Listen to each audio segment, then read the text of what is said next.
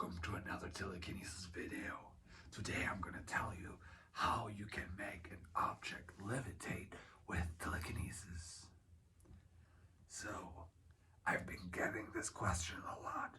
Why do I always just move an object back and forth instead of levitating? If you want to master telekinesis, if you want to make an object levitate or hover, what you need to do is using all the love and hate to the object in the same time. So meaning you do push telekinesis and pull telekinesis in the same time. Not quite in the same time.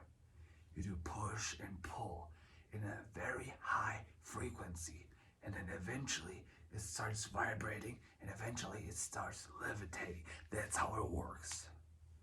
So when I practice telekinesis, I rarely levitate an object. What I rather do is push and pull, training that separately.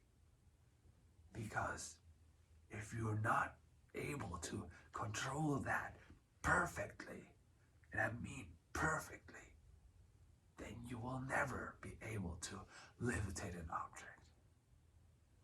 So this is my best tip for you if you want to levitate an object. Practice push telekinesis and pull telekinesis separately. And then when you're ready, you do push and pull in the same time.